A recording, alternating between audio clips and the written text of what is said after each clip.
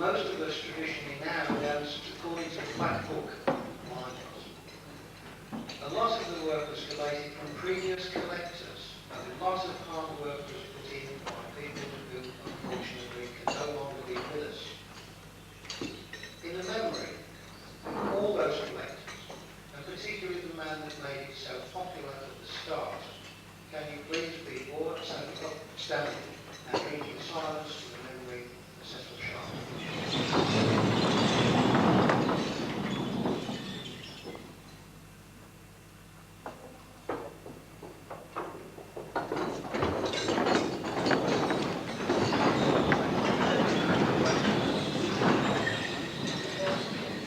I'm advised to tell you that this is a smoking area.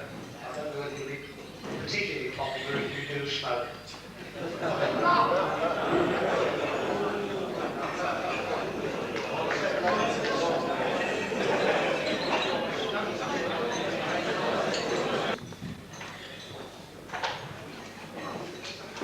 Thank you, Mr. Squire, and Deputy Mayor Winchester, Dean of Winchester Cathedral, and distinguished guests. Thank you, Mr. Squire, for your kind introduction.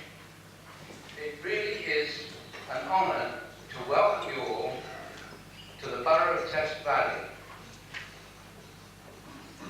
and in particular to this very ancient village of Stockbridge, which provides just exactly the right atmosphere for such a traditional country-based entertainment. I hope you will take a few minutes to look around you. Not only that, but it seems that all roads lead to Stockbridge, and with the energetic programme which you have set yourselves in some of the leading towns and villages in the middle of Hampshire, it was, if I might say so, some brilliant planning by your committee. Hampshire roads, as you would have discovered by now, aren't too bad. On the whole, drivers in these parts are quite polite. But I must tell you of a little story which our village blacksmith told me only a few weeks ago. He was driving towards Stockbridge, and the lane he was in wasn't all that narrow, but he had to slow down and pull in a bit for another car which was about to pass in the opposite direction. The driver, a rather good-looking young lady, lowered her window, and as she was about to pass, shouted out, "Pig!" Not to be outdone, the blacksmith quickly lowered his window and shouted back, "Cow!" They then both proceeded on their respective journeys, the blacksmith still a little bit annoyed by what he considered very unladylike behaviour. As he rounded the next bend, he ran over a pig. Well, that, of course, was a long time ago. We keep our pigs under control now.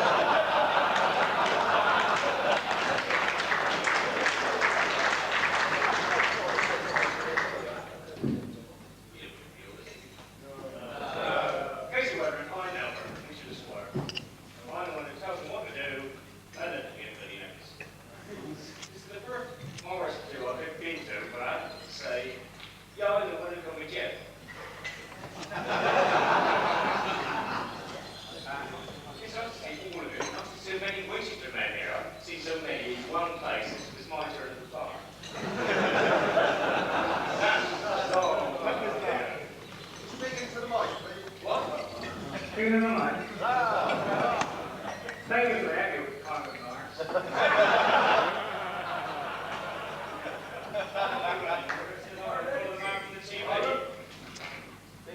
How we doing? How we doing? Right. Oh, I can't do a hand on it.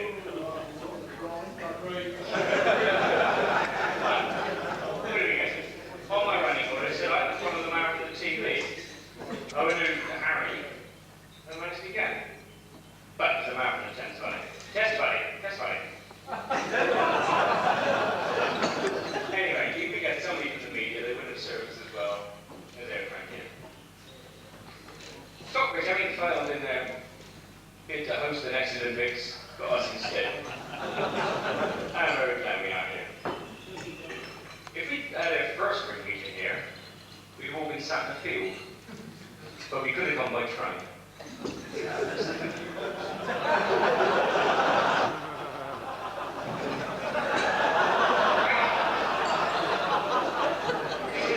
the journey.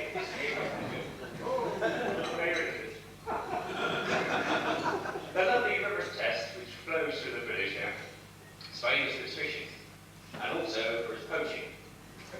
Which is where we get the expression to be caught by the testiculars.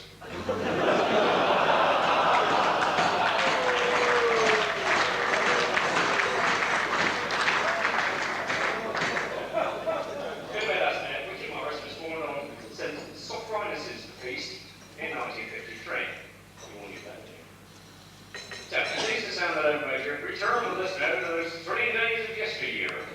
1953, a year which saw the death of Hank Williams, Joe Stalin, Django Reinhardt, Rocky Marciano knocked out Jersey Phil Walcott, Gloucestershire's wicketkeeper knocked out Hampshire by taking all 10 wickets. England won the Ashes after 20 years. Oh, there's a correlation.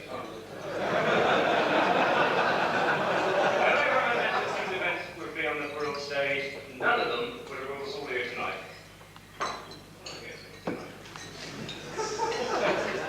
There was all lines full. Lots of you remember the 50s. Oh, look at you.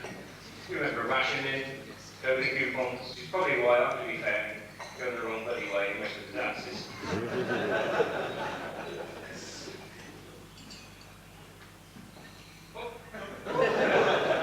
Before joining Winchester, I began used to be spent drinking, smoking, generally misbehaving. But now I dance as well. Seriously now, a lot of people say thank you for all this lot. It sort of happened all round me. Harry did it all. They did it all. I opened a guest at my own ring meeting and it was bloody wonderful. Parish notices now, boring bit. Tomorrow, you all got to go to Winchester in your own transport. On your little thingy, got one of those.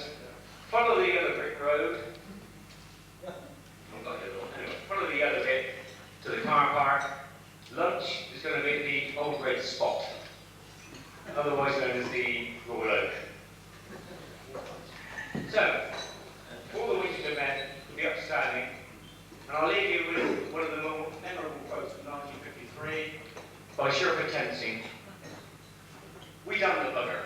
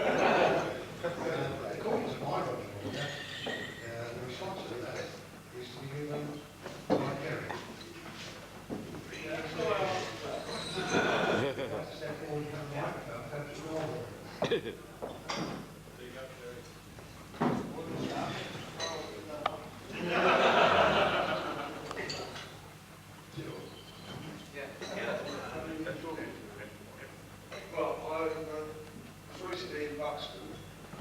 I did a visit garden to the chapel at Derby, and we happened to come across a gentleman with glasses and a stock, who came up to me and said, Gerry, I believe you have the responsibility of proposing a toast of Winchester and replying to whatever Alpha says. I said, yes, Geoff. He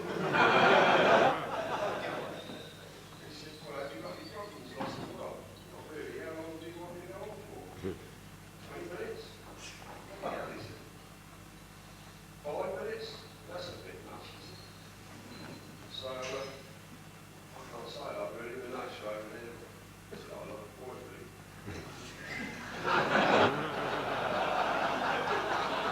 All I can say is thank you, Geoff, for your advice. The Martlets are 40 years old now, same as Winchester. We've had an interchange of members, had Roy Yarnell plus, we've had Mac off the hill, I'm giving back to you today.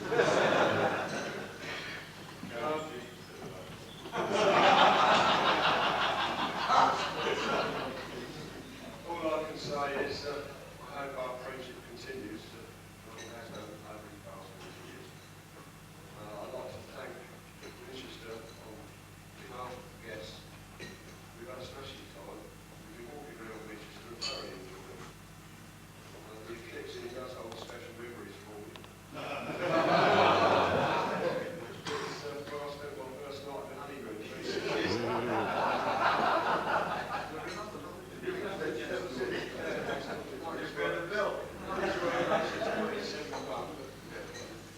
I'd like to guess it though, please to be outstanding. I'd like to propose a toast to the officers,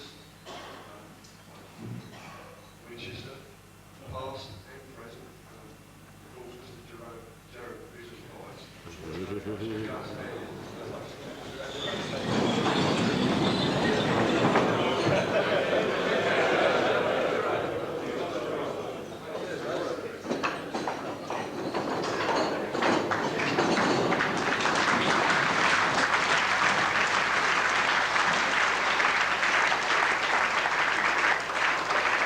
Of the staff, long-serving there.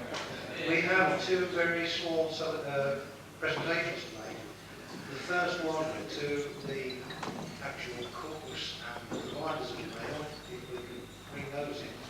And the Servers Park Assembly Organisation, the local Venture Scout organisation, as many of you know there's been a collection made, and we'll make a presentation of that after the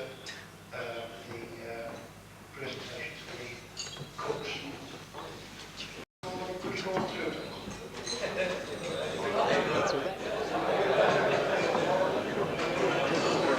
Could we go on the list, please?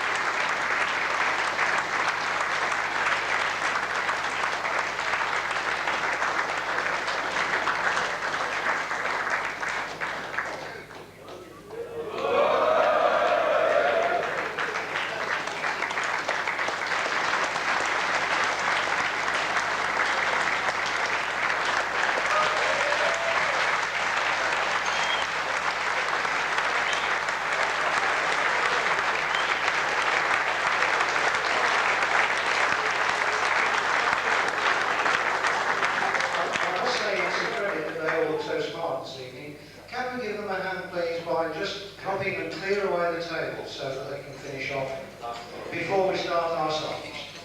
Okay then, we'll just give them a hand to clear the table and clear it off. About every 2 years for a long stay, and even with his agile footwork, you wouldn't guess his actual age, and I'm not going to give it away. But I did call upon Roger to start us with a song, if you don't mind. Roger, thank you very much.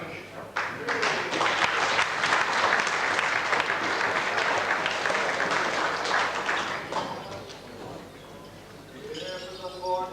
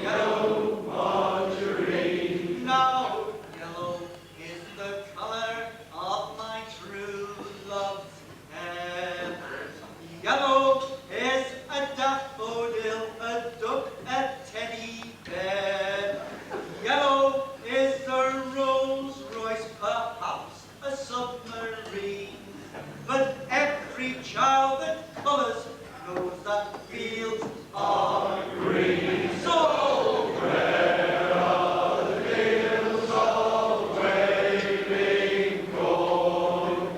Fields I remember from the day that I was born. Corn that was golden and corn that was green.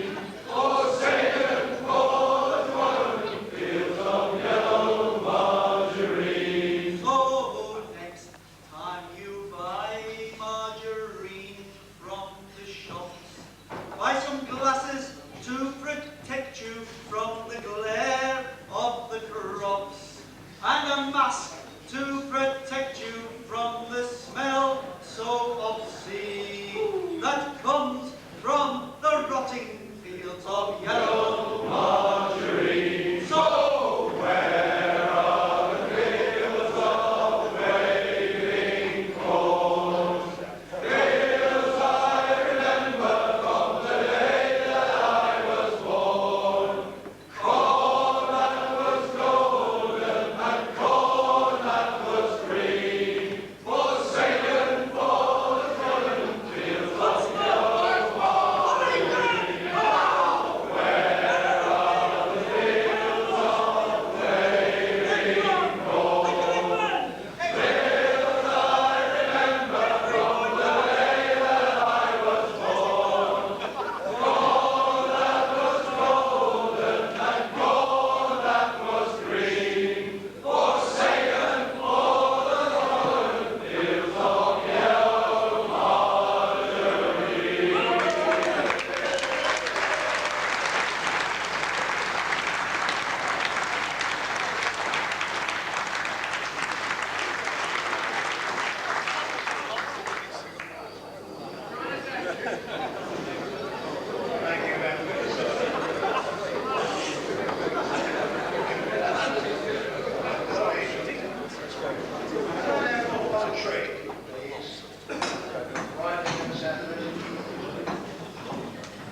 In past years, it wasn't permitted to sing hymns anywhere but in church. So the choir master, if he wished to practice a particular hymn tune, had to write his own words if he wished to practice these hymns elsewhere than in church. And we're going to do a set of words that a particular Cornish choir master made up to practice the tune of the Seven Joys of Mary. I think you'll find it very easy to pick up and join in. Ready? The old grey ducks, she stole a nest and lay down in the field. And when the young was taken forth, they had no tails nor bills. They had no tails nor bills. They had no tails nor bills. And when the young was taken forth, they had no tails nor bills. 2 eggs was apple and 1 was brought, and they wiggled away. The others couldn't land nor swim, they all died that same day. They all died that same day. They all died that same day. The young ones couldn't land nor swim, they all died that same day. The eggs that wasn't addled nor brought, they didn't know what to do. They didn't even have the sense to jaw their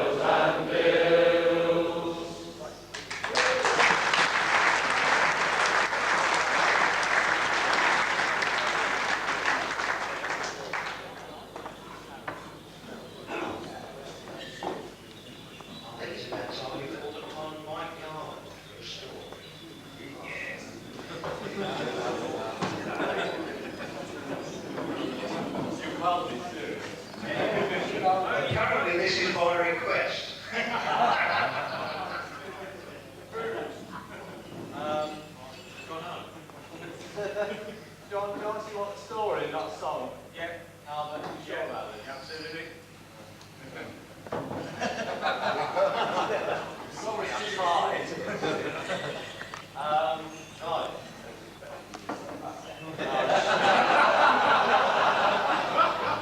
That's the story. Well, yeah. I mean, the thing is, really, I suppose, I have to tell Benfield's side that a few years ago we did have this problem with the fields of grape. Unfortunately, of course, songs go out of date fairly quickly, and that one, I'm afraid, is out of date now. Yeah, it's blue from linseed. Exactly. Foreign fields of linseed blue, I know that you're working it. Yeah, well, you see, the thing is that out in Suffolk there, we do get a lot of people who move in, we used to get a lot of people who moved in because they thought that it was a nice, cheap, easy place to come and live. And I'm afraid it isn't really. And anyone who does come out there and try and go and buy a little land or anything like that very quickly discovers that it's actually quite an expensive business. So, out in the sticks as well, you tend to find that people out there haven't really caught up very much with modern life, and I'm afraid they're not very politically correct, and they do tend to be fairly sexist still, so what I'm about to tell you is fairly sexist and totally politically incorrect, if you'll pardon me saying that. But I must tell you this little bit. There was a little guy I heard the other day, and I'm afraid I can't do the accent with it, but there was this little bloke, he was telling a story about Suffolk, and he said that he lived out in the wilds of Suffolk, and he had an outside loo, which he called a bumby. He said, we got a bumby at the bottom of our garden. He said they had a government inspector around to look at this to make sure it was fit for human habitation. The guy came back after looking at it, and he said, no, I'm sorry, I can't pass that. It hasn't got a lock on the door. And the old boy said, what do I want a lock on the door for? He said, I ain't never lost a pail of shit yet.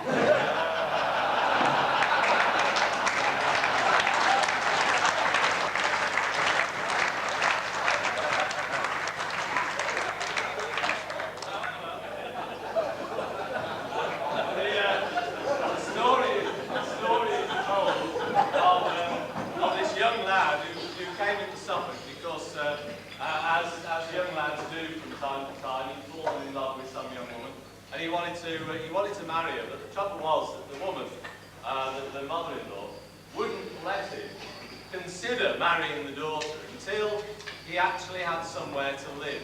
So he came in Suffolk to try and buy a plot of land on which he wanted to build a house.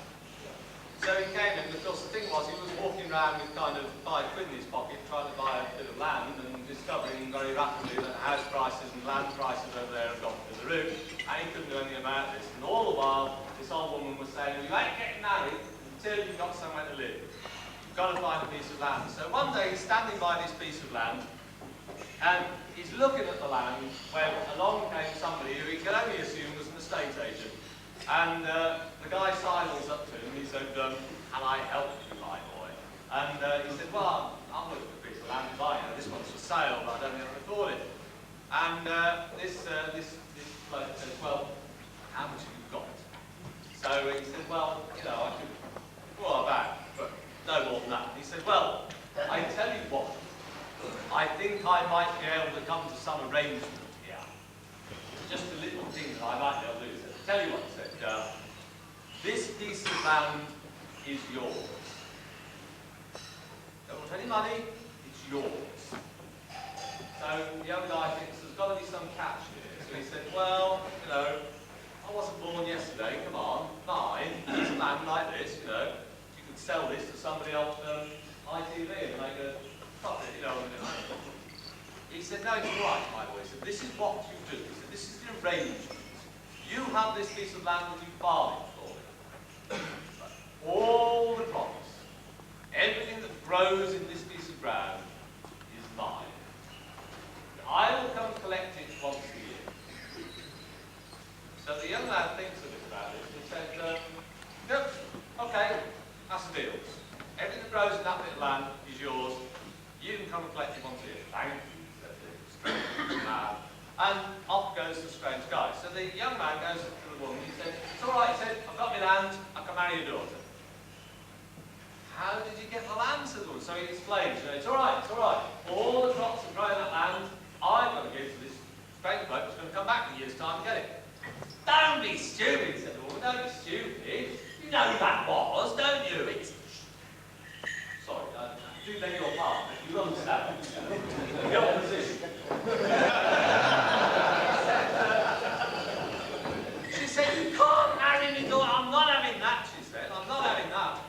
So the young bloke said, it's all right. He said, don't worry, it'll all be all right. So as you probably by now very quickly realise, the young guy goes into the field and he very quickly plants peas and beans and all sorts of lovely things like that. And come the next year, he goes round and he picks all his beans and his peas. Oh, come on, mate. And he sends them off to market. When along comes the devil. And he says, it's all right, he says, I've cleared all the top for you, he says, the rest is yours. Thank you, thank you ever so much. Sort of blinding flash, and the earth's all turned over, and off goes the devil, you see. Well, of course, a couple of days later, back comes old Nick. Wasn't exactly born yesterday, and he's very quickly sussed out that all he's carted off is a load of old bricks and rubbish. So he comes back in a dreadful temper, and he said, right, he said, come on, he said, I'm not having that. I'm not having that, he said. All right, next year, I'll have everything off the top, you can have everything underneath, right? Okay, so fine. So next year, in goes potatoes and, So a year later, back comes on and he said, right, he said, are you ready? He said, not touch the thing. He said, it's all right, it's all there for you, go on. He said, right, so there's a blinding flash, everything goes off the top. After he's gone, the young bloke goes round the field and digs up all his spuds and the other makes a market, makes a lovely profit, goes off to the old woman and says, it's all right, I'll marry your daughter now. No, you can't, she says. No, you can't, she says, that's stupid, he says. He'll be back, he's going to suss that one out. No, there's no way, I'm sorry, this isn't going to end. Don't worry about it, said the young man. Don't worry, it'll all be all right. So, of course, a couple of days later, back comes the devil. Why is he in the temple by this time? Just as if he'd actually lost the fellowship. I mean, this really is.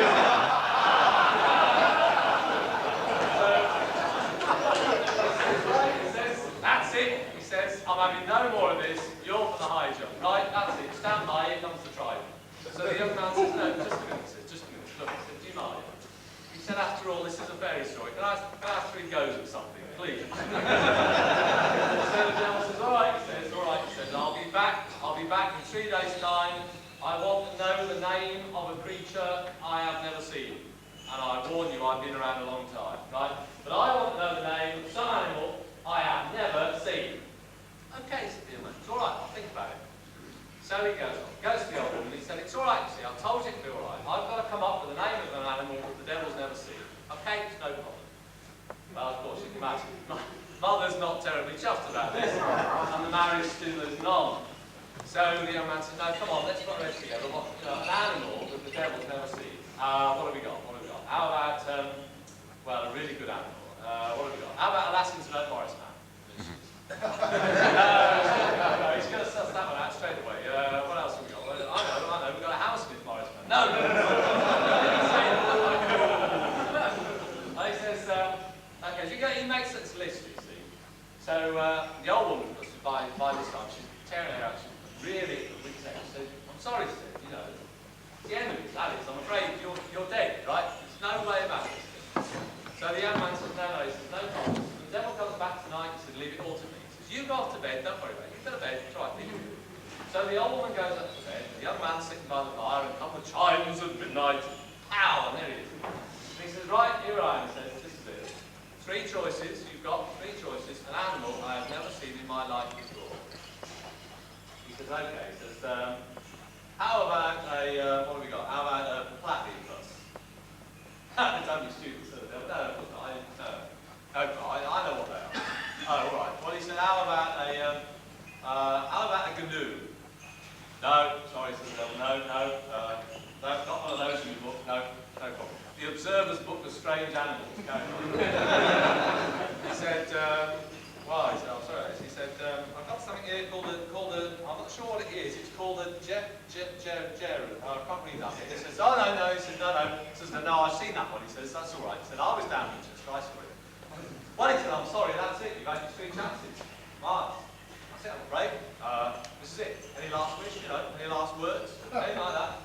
So the young man says, no, just a minute. He said, look, after all, he said, in all the best fairy stories, he said, you've got to be given one last chance, all right? So the devil said, well, against my better judgment, my boy, but all right, one last chance. He said, come with me. So he takes him upstairs in this cottage, and he opens this little door, and he says, look, have you ever seen one of those? And they look in this room, and there in this bed is this aged creature.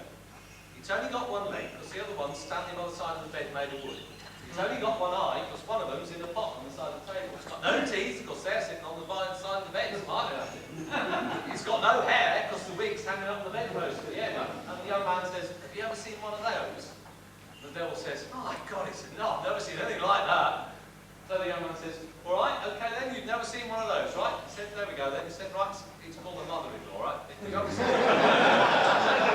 the devil said, I tell you what, he said, look, would you grant me one favour? He said, would you mind if I took it for my collection? So,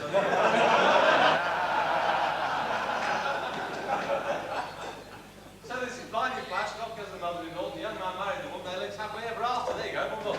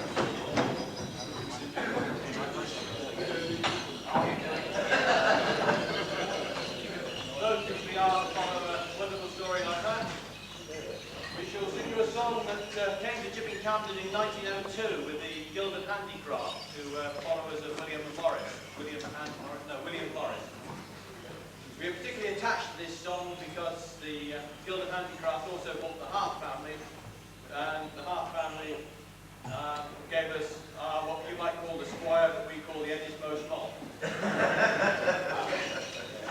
don't tend to have a Squire or a bagman, we just tend to have David who's got a boat. Because he's the only one with the pen. That's right, yeah. Anyone who can do joined up right. This is called Jones Ale, the Guild Handicraft. I can ask him to stand up and join me with it. And the chorus is slightly different to the Jones Ale you might know, so if you let us sing the first one and join in the rest, we'll be very glad to have your support. And the chest. Just so we don't make a picture of it on the picture. The first that came was a mason, the first that comes a mason.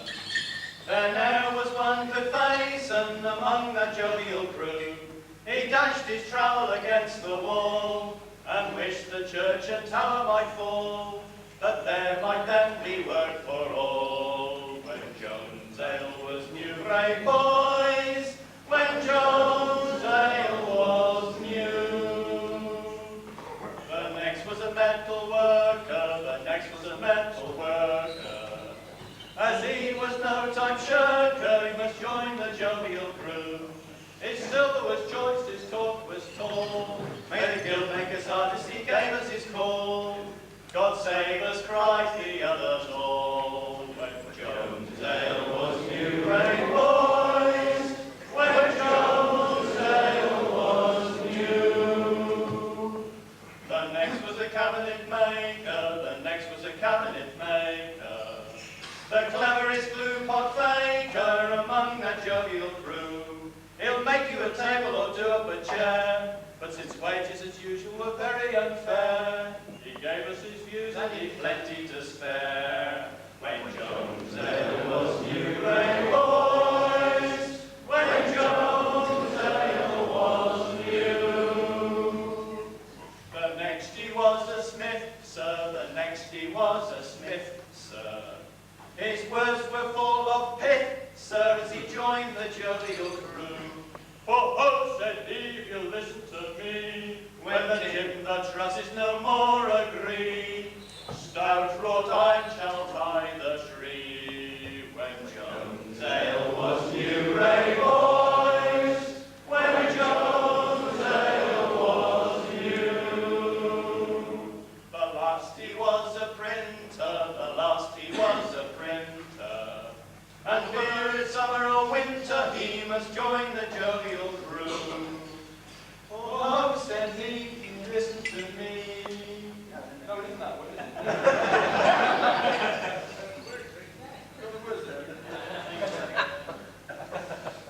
Said he, the printer's worth his pay, especially if he come Kelmscott way. So he set up his chapel and came to pray. When Jones ale was new, Ray boys, when Jones ale was new. So they clinked their cans together, they clinked their cans together. They clinked their cans together, did all that jovial crew. And they toasted a toast good luck to the guild, to plane, to hammer, to print, to build. And may our